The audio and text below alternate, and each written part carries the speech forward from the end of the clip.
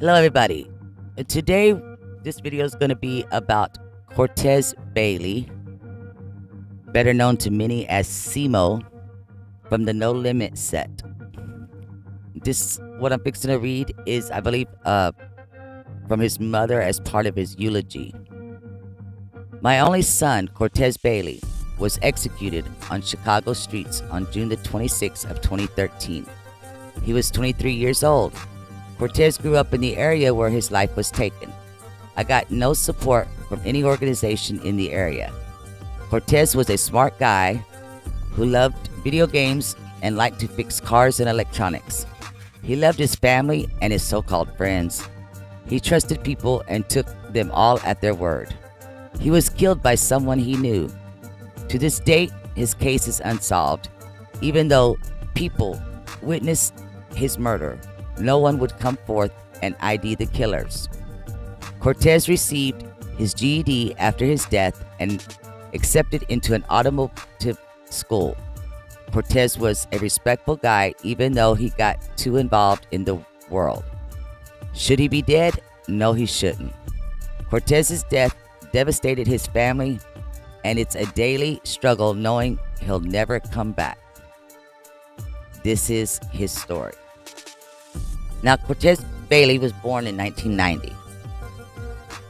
And if you were to look at his record at a glance, you might think, oh, this is a really bad guy. He was arrested many a time. But in reality, they were for a lot of misdemeanors. At 17 in 2007, he got arrested for some weed. At 18 in 2008, he got 3 times arrested for trespassing. Then in 2009, at 19, he got arrested twice for trespassing and once for some weed. In 2010, when he was 20, he got arrested 3 times for trespassing and a whole lot of weed. Then in 2011, at 21, he was arrested for trespassing. And then in 2012, at the age of 22, he was arrested 2 times with a whole lot of weed. And that was the extent that I could find through the records on his criminal activity. Was he in the streets? From my research, yes, he was. Was he just lucky and didn't ever get caught? I believe so. But we're going to go through and learn a little bit about the latter part of his life and how it was that he met his demise. So I hope you enjoy. Now here's a little quick news article about Cortez Bailey, Simo, that was printed up the day after the incident on June the 27th, 2013. It says, when Sierra Bailey talked to her little brother earlier this week, she asked him if he was all right. She had heard his friends were into it with another group in their South Shore neighborhood. But as always, Cortez Bailey said not to worry. People were just tweaking, he told her. He was always like that. He really didn't want us to worry about him, but we would worry anyways.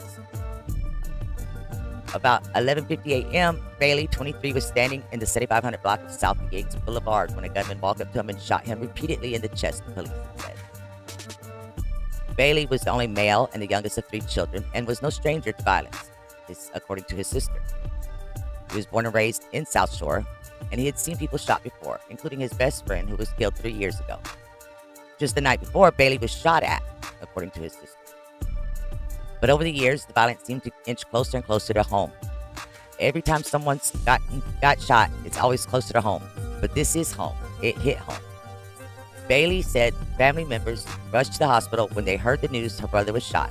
After doctors notified them that Bailey was dead, his mother asked if they could reattach him to life support machines just to see if they could bring him back. Nothing like that connection between the moms and the boys. Bailey's mother, who asked that her first name not be revealed, remembered her son being smart, handsome, a loving uncle who was always available to babysit his sister's children. And his mother said that he was a very respectful kid, even if he got too involved in the world. She now joins so many other mothers who have lost children to gun violence in Chicago and wants it to stop. It's affecting the mothers, the sisters, the aunties. It's affecting the families, and I don't know how we can make it stop it. But I know we have to put in the effort. Bailey's mother said the effort includes everything from police street cameras to getting community members involved to prevent the vicious cycle that she said led her baby boy being gunned down in the streets in broad daylight. Just like it takes a village to raise a child, it takes a village to keep him. His sister Sierra said so many times, so many names and stories were floating around the neighborhood that she might not ever find out who killed her brother or why. And although she wants to see her brother's killer brought to justice, she said that will not bring Bailey back to her. That was our little baby, she said of her brother. We always said no matter how old he gets, he'll still be our baby. And as you will learn as we go through these stories, Bailey or Cortez, Simo, was not an innocent little boy other than in his mother and sister's eyes, which is the sad thing. Alright, so let's go through Cortez Bailey's incident report, or Simo, whichever way you want to refer to him. The incident took place on June the 26th, 2013, just before noontime at 11:50 a.m. They have just one offender, unknown, listed, and Cortez was 23 years old. They got a couple of witnesses. Glock 45 was used. The suspect is about 5'10", 170 pounds, 17 to 23 years old. Had on possible black, white, striped, sleeved, hooded sweatshirt and black gym shoes. And the suspect the offender came from an alley, while Cortez was out on the street. As it states here in summary, while on aggressive patrol in the 4th District, officers responded to a call of shots fired on the 7500 block, or 75th and Yates, And upon arrival to the scene, officers observed Cortez Bailey on the grass with multiple gunshot wounds to the body. Immediately, officers called for assistance, an ambulance, and cleared and cordoned off the crime scene. While canvassing the area, officers was approached by someone who's a witness who stated that he observed the listed offender walk up to the victim and fire 5 to 6 shots into the victim, and then the victim fell to the ground. The offender fired several more. The witness stated that he observed the offender run northbound on Yates and eastbound in the alley of 75th towards Kingston. Both the witness and another witness stated that the offender was wearing black hooded sweatshirt with gray pants, carrying a large caliber semi-automatic weapon. While canvassing the area, a witness stated that there was another person with the offender that had on a blue shirt and a black hat. The ambulance was on the scene and transported the victim to Northwest Hospital, where he was pronounced about 30 minutes later at 12:22. It says, staff at the hospital, the victim had 13 gunshot wounds to the torso and legs. While at the hospital, the family friend, one of the witnesses, stated to the officers and detectives that someone called his friend and told him that a male black, nicknamed Blank, did the shooting. They took the information and gave him a card so that way if they got any more information, they could contact him. So this report is coming out a few months afterwards, a few years afterwards, August the 11th of 2021. And let's see, Simo was 6'2", 175 pounds. He was part of the Black Keystone Nation. Out of Terror Town is the way that they have him listed within their paperwork, on their records, and in their system. But it's evolved into all being pretty much the same thing anyway. The suspect is Cedron Doyles, better known as Shooter Shells, who was 25 years old at the time of the incident, 5'11", 165 pounds. The offender was coming from an alley, and he is also from the Black Keystones, but he is from Black Mob. Let's see what else we have here.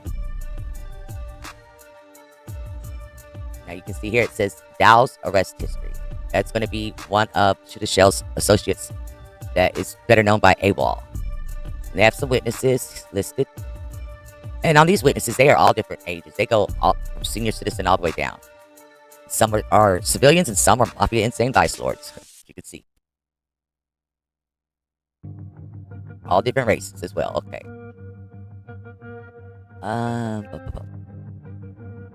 December the 11th at 2019, the detectives were assigned to the cold case unit. You have Terrortown Black P-Stone is what they're calling the victim, and Black Mob Black P-Stone is what they're calling the offender. He was shot in the right upper abdomen, right mid-abdomen, above the left knee, outer side of the left forearm, upper right back, inner side of right upper thigh, side of lower right chest, outside of upper right thigh. Those were the entrance wounds. And then you have the exit wounds right below that. They did find that it was a .40 caliber handgun. They're assuming the motive is gang conflict.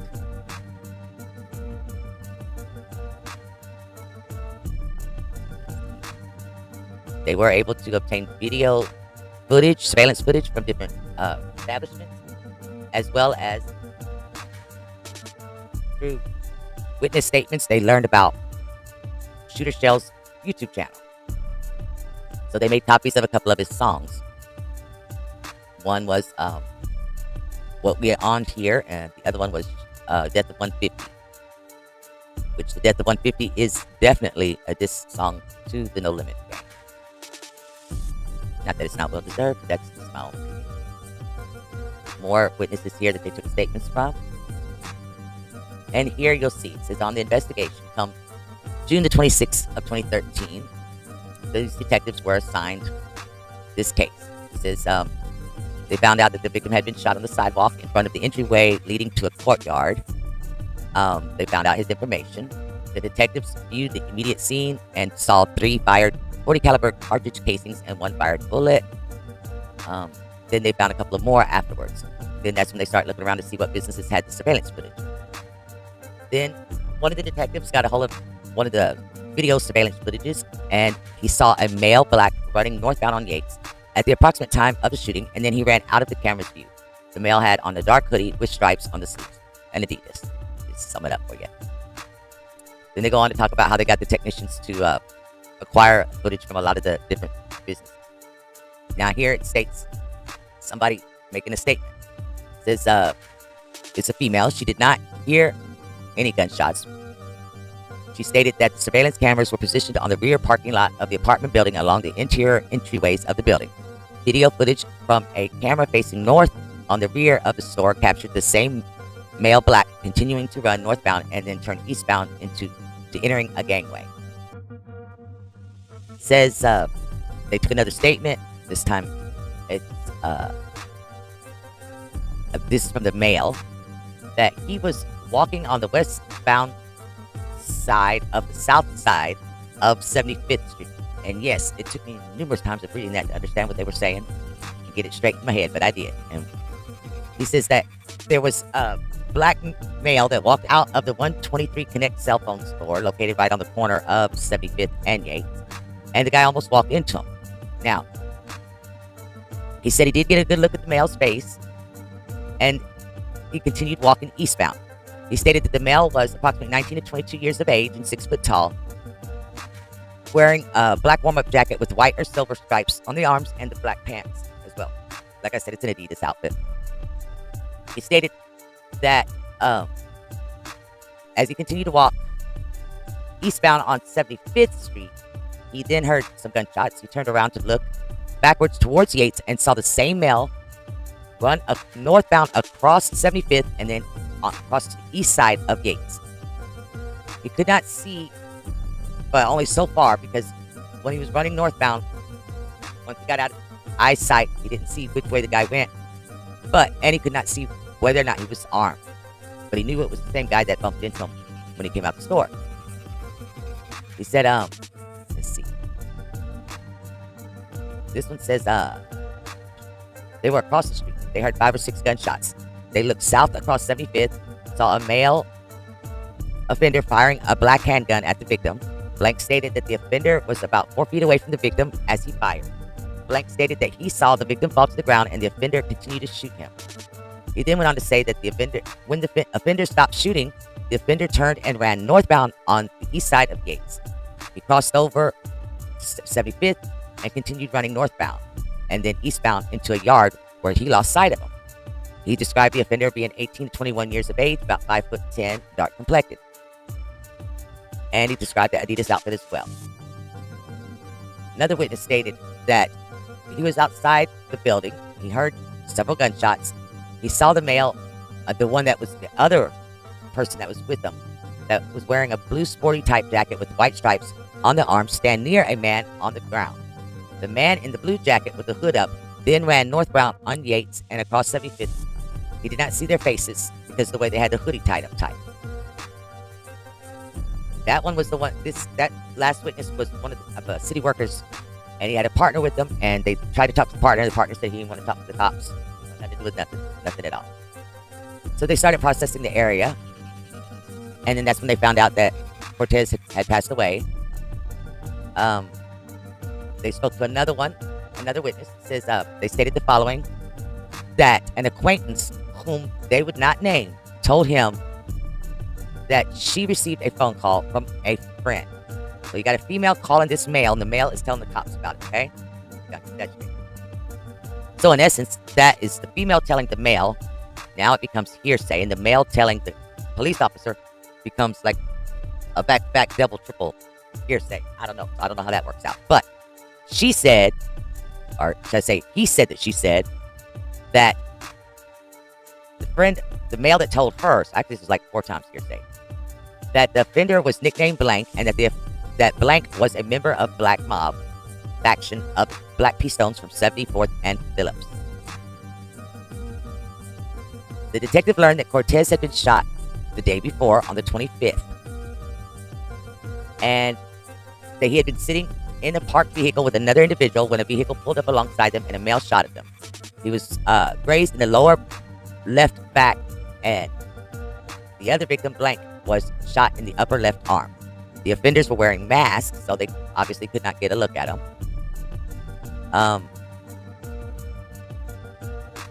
Then they went on to talk to some of the managers of some of the establishments on the block there. One of them told him that he did observe the male running northbound and then eastbound, crossing over 75th. Didn't see where he went after that. He looked to be about 19. Then the next day, when Dr. Sina performed the autopsy, they, of course, obviously determined the cause of death would be multiple gunshot wounds. He said that one large caliber copper jacketed bullet was recovered from his remains. They skip over about a week or so. They go through some more footage. Let's see. And on the footage, what they saw, to give a timestamp, timeline, should I say. Okay, so before we go any further with the story, let's see if we can get this straightened out. Where Cortez was shot at was right in this area here on the sidewalk. Okay? So the offender was on what they would call the west side of the street. Okay? So we come out here. The male witness that saw it, when he heard the shooting, he was over here coming this way. He had his back to them. He turned to look. When he turned to look, he saw the offender run down this way, and they crossed over this 75th Street. And when they crossed over, they also moved over here to the east side of Yates Street. Okay? Now, let's see.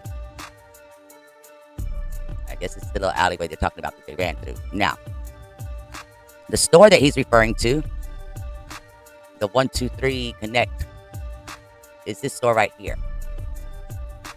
Let's see if we can get it to look like it did back then. Okay.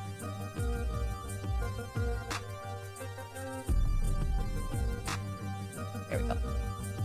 So as he was coming out of the store, I'm assuming he was going around this way, and he bumps into the offender, the suspect, or maybe he was going that way. One of them because the shooting took place over here, in this area here. So let's go up to an aerial view here.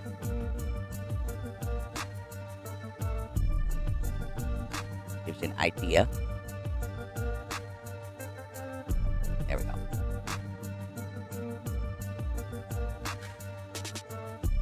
So Cortez was shot on this side here. The offender ran like this, crossed over, and he takes off this way. And I believe when they questioned the female again, one of the female witnesses again, she says that he crosses over through an alley towards Kingston. And this is Kingston. So, and if I'm not mistaken, he actually lives somewhere right over here. So that gives you an idea. Now, let me give you an idea of what this area looks like today in more modern time. So, down here, this small area is your black mob. This is what they call Terror Town. This is the NLMB, the No Limit. And it has changed drastically, to say the very least, over the years. If I don't get you too confused here. This is another map that I'm laying over the top of this one. Like I said, this is where the territories, the areas, whatever you want to refer to them as, are supposed to be like today. Now, this is area here was your NLMB before. And this was the EBK, which is other groups, basically, other gangs. And then you had your Terror Town was here. Your Black Mob was here. I mean, even all of them have changed in size, really. And changed with, it looks like even with their nations type thing. Let's see. Black Mob is still the same as far as what they represent. But anyway, you can see the difference in the size. This street right here is your 75th, and this is Yates running this way. So the incident at hand took place right here, and he took off running and went up this way and then crossed over. Okay? Now, if we look at this one today, you can really see the difference, because how you see Black Mob being right on the street of 75th, right there. Oh no, I'm sorry, that's 76. 75th would be up here. There we go. That's 76. So in essence, it was actually crossed over. Here, you see how small it is, and it sits on that side of 75th. Terror Town has grown. NLMB has grown. They've grown in numbers. They've grown in size. That makes a big difference. A really big difference.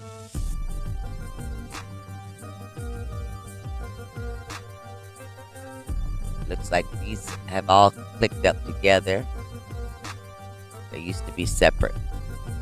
Now, let me show you one more map to give you an idea of the size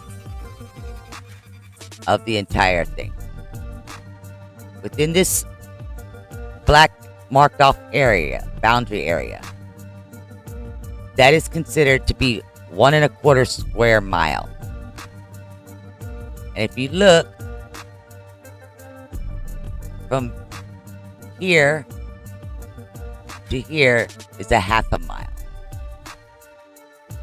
So in reality, where the incident took place and he took off running was literally nothing. All right, so we go back to the timestamp on the footage. According to the officer, it says that at 11:45, Cortez was walking southbound and the offender followed him. That's when he's coming down that Road on Yates. At 11:52, the offender removed a handgun from his right side and fired at Cortez, who fell on the grass. The offender shot several more times while he was on the ground. Then, 6 minutes later at 11:58, the offender turned and ran northbound on Yates with the gun in his right hand. The offender appeared to be wearing a warm-up jacket with the hood up. The warm-up jacket had stripes running down the arms. The jacket had a logo over the left chest. The pants were light-colored, possibly khaki-style pants. The shoes were either light-colored boots or athletic shoes. Now, I got a problem with that. Your witness has already said top and bottom were Adidas, black. Now, according to the officer, it's light-colored pants. Also, I have a problem up here with this time frame. You're going to tell me 7 minutes he followed him and they only just went around the corner? And you're going to tell me that after he shot him several more times, he stood there for 6 minutes? No. So, unequivocally, I am not agreeing with this time frame. Something is a typo, or somebody's just filling in some answers and nobody's paying attention. I don't know which it is, but you tell me he stood there for 60 seconds, I'm going to have an issue even believing that. Because ain't nobody standing around after they done pumped somebody full of bullets and just going to stand there. It's not happening. It says at 11:58, the offender ran off and got out of camera view. Then they looked at from a different camera angle, and it says at 11:47, almost 11:48, the woman who had been standing at the bus stop on the northeast corner of 75th and Yates, in front of the South Shore Food and Liquor Store, hid behind the bus shelter. 5 seconds later, the offender ran northbound on 75th Street and Yates past the camera. That makes more sense. That makes hella lot more sense. And then at 11:52 is when the ambulance shows up. That makes hella lot more sense. Okay? On another camera, it says at 11:48, the offender ran northbound on the east side of Yates from 75th. Now they go back and they talk to Cortez's family. The mom says on July the 5th that she'd been too distraught before to speak to them, but now she's ready to speak. She said that she didn't know that her son had been shot the day before he was murdered. So obviously, he must not have came home a lot. So by him not coming home a lot, you weren't aware of what was really going on in his life. And it's fine because he's an adult. But as parents, we need to come to realization that we don't always know our kids as much as we think we do or would like to. And maybe everything that we think is so sweet and loving about our children maybe just isn't that way. Not saying anybody's kid's bad. Just saying it is what it is. Now, she said that while she was at the hospital after he was murdered, is when relatives had told her that he got grazed by that bullet and was released from the hospital. Then she tells officers that some of his friends had said that there was 2 males. One was nicknamed Blank and the other Shooter, were involved in the murder of her son. She said that she was told that there was possibly a green and white van that had dropped the shooters off and then waited for him. She said she did not know the names or nicknames of any of her son's friends, and she didn't know anyone with those nicknames of Blank or Shooter. Now, I will say, because at the beginning of all this paperwork, it mentions Dole's criminal record. Dole being with the street name AWOL and him being typed with Shooter Shells. I'm assuming that that's the Blank name that is redacted here. So then the officers go and speak to the victim's father. He said that the talk on the street was that there was 2 guys involved with his son's murder, and that their nicknames was Shooter and Blank. Then he said that he had heard that Blank had been arrested in the last month, but had no other information concerning their arrest. So the detectives went back and they identified a few possibilities of who it may be. And they learned that Blank had been arrested with a 9mm handgun and charged with unlawful use of a weapon. And yes, I went to go find it, and that's how I got the number that they have redacted here. And that 9mm 40 caliber handgun was actually the one that was turns out through ballistics was used in the murder of Cortez. Okay. Now, on August the 15th, they showed some of the witnesses that surveillance footage, but they were not able to identify the offenders through the footage. But again, they kept saying his name's Shooter or Shooter. Okay. Now, when they ran it through the lab and everything, they didn't get any prints off of any of the shell casings or anything like that. Now we're going to jump over to September. So it's a few months down the road. And they came back and they did the interviews, and it said that the female learned that blank, Shooter, and other members of the black mob were on a rap video titled What We On Here. She also stated that the individuals on the rap video were displaying guns and rapping about shooting and selling drugs. She stated that she heard that Shooter had been arrested on September the 20th of this year, which was just a few days prior, and again on September the 22nd.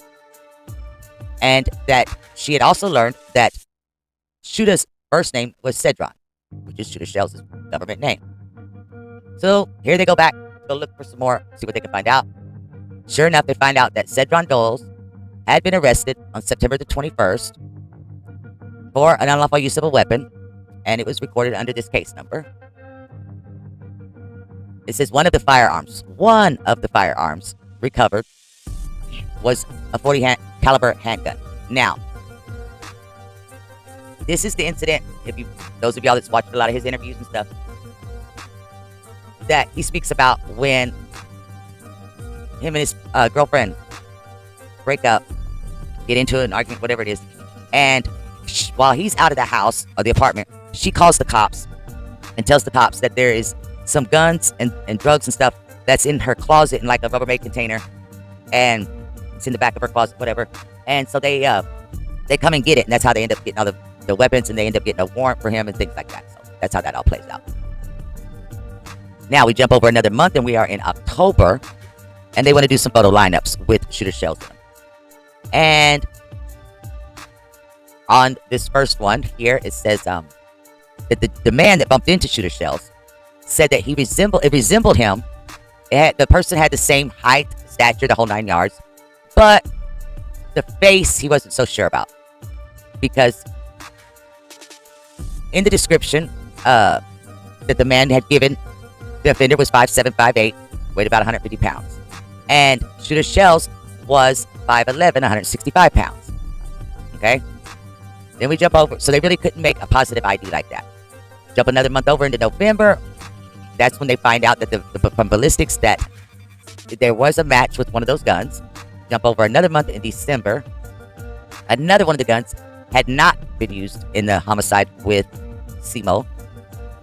Now we're going to jump all the way another 7 months to July the 15th of 2014. That's the day after Mad Max's birthday. All right. So the detective learned that they were going to be doing a warrant type thing for Shooter Shells so that they could bring him over and do some more lineups. Now, when they were doing this part of the investigation is when they had learned of another homicide within Terrortown, No Limit, and the victim's name was Jacoby Herring. That's Kobe. This is the case number. And that Shooter Shells, they felt, was responsible for that homicide as well, but he was not charged with that murder. And it was exceptionally cleared and closed on December the 31st of 2019 due to the death of Shooter Shells, which will be discussed later in this report. Now, Doe, I think it's Dow, was the second offender in the case. Okay? Now we're going to go back in time. It says the detectives had interviewed Shooter Shells and that he had not been arrested for neither one of the cases. The one with Kobe or with Simo. Okay? Now here is showing that they're going to interrogate Shooter Shells. So it states that on July the 16th of 2014, 7 o'clock in the morning, they advised Doles of his rights. Dole, in return, states that he would not be speaking to the detectives and requested an attorney. Bada boom, bada bang. So then they go ahead and they get some of the back with the witnesses again. They're trying to get somebody to point them out in a lineup.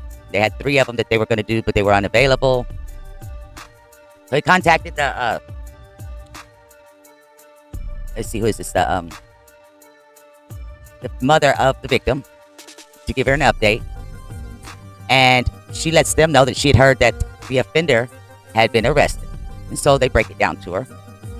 And now this detective, he's just finding out that Shooter Shells was actually arrested on November the 4th with the gun that was used in Simo's homicide. Yes, I'm trying to keep all the names straight because these guys went tit for tat, way worse than I've seen in any other point in history, I think, with any of these sets, anywhere that I've ever researched. Let's see.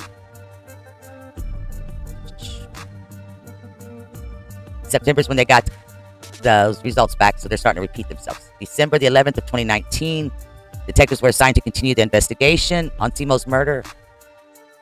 So they went to go back to go try to re-interview the witnesses again. They were not able to locate one. Let's see. Now they jumped all the way up to March the 4th of 2021.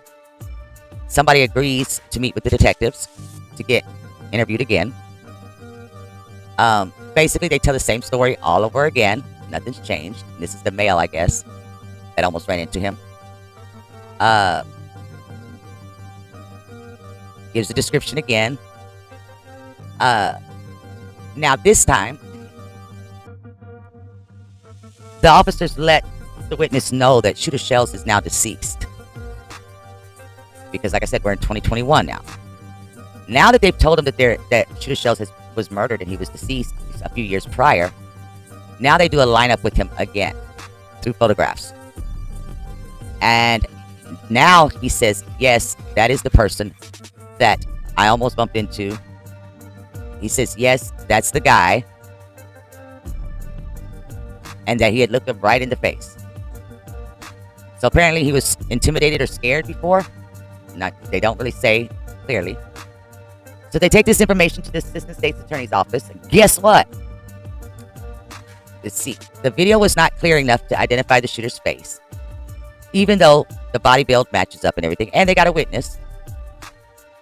They decide to go ahead and start talking to... They want them to talk to some more witnesses. So they do that for the ones that they can get a hold of. Giving all the same stories all over again. Talked to one on the phone, but they didn't want to come in. This was in June 8th of 2021. Going to be having hernia surgery the next day. And again, this is one of those city workers, and he gives the same story that he had given before, which was not a whole lot, but still. Then they find out that Shooter Shells actually did live right there in that area where I was showing you on the maps, off of Phillips there. It says, which is 1 block east of Yates. And that's the direction that he took off in when he took off running. He went north and then he went east. So now they're going to cram a whole bunch of information at you all at once. It says in 2013, there was a gang conflict between the Black Mob and the No Limit. Shooter Shells had been identified as one of the individuals that shot and killed No Limit's member Kobe under that case number. Then, April the 5th of 2017, Shooter Shells makes the music video, drops the music video, Death of 150, which is another nickname for No Limit if you didn't know that. And how they discuss how it's a hate-filled song full of threats directed to the members of No Limit. About 3 months later, Shooter Shells was shot and killed. And that's the case number there. That case was exceptionally cleared open, with Christopher Jackson being identified as one of the offenders. Mr. Jackson was a documented member of the No Limit Terrortown Black P Stones. But a year later, Jackson was a victim of a homicide recorded under that number. Jackson is the one that many folks call Mad Max. You're going to learn as we go through some of these case files that he has the nickname Little Chris, Black Chris. I think C Money was thrown at him right before his homicide. He didn't carry that name too long. Now, it says that the detectives submit that it has been established to the satisfaction of the Chicago Police Department through this investigation that Shooter Shells was the responsible person for killing Simo, Cortez Bailey. And because of him being killed during a gang conflict, and Shooter Shells is killed himself, they're going to go ahead and close this case exceptionally with the death of Shooter Shells, even though the state's attorney's office never would prosecute it. Now, this is Cortez Bailey. It's the one they call Simo, No Limit. This is Cedron Doles, the one they call Shooter Shells. They're both no longer with us. You'll learn that this is Mad Max, Christopher Jackson, the one that is responsible, one of the ones responsible for his homicide. And you'll also learn who this person is. Terrell Webb. Says an Inglewood man has been charged with the fatal shooting last month in the South Shore neighborhood. Terrell Webb, 27, is charged with first-degree murder in connection with the death of 23-year-old Christopher Jackson, according to the Cook County State's Attorney's Office and Chicago PD. Jackson was shot multiple times shortly after 3 in the afternoon on August the 3rd, and that would be 2018, as he stood in the courtyard in the 7600 block of South Kingston, according to the police and Cook County Medical Examiner's Office. He was taken to the University of Chicago Medical Center, where he died on September the 3rd. It was 1 month later. Most of us know the story on that. Those of y'all that don't, he stayed alive for another month. And what you will hear around the internet is how he was a snitch, because on his deathbed, he told who shot himself, and apparently some other things. What we're going to learn going through these cases is that he's actually been telling for a little while. Now, fast forward in time, just so I don't leave you hanging. At first, they were going to charge him, and then they weren't going to charge him. What they ended up settling on, I believe he got like 10 years.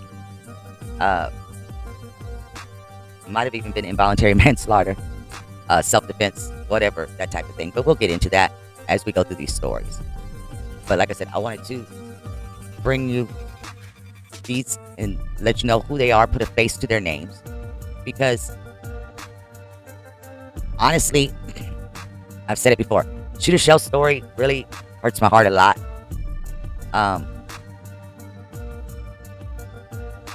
According to Chris Barnes, he said that Shooter Shell's family actually came from Detroit. And although he did lose his mother and father and brother at a very young age, and essentially was orphanized, he did have family, extended family. But whatever the situation was, that he didn't, whether he didn't want to be there or what, I don't know. I don't know myself. And I don't want to spread any rumors and make it hearsay. But whatever your own perception is your own reality. And in reality is, he raised himself ever since he was a young child. And he was just finally maturing in his mind to understanding that the way that he had been living wasn't the way to be. And he was trying to make changes. But he had done a lot of damage in the streets.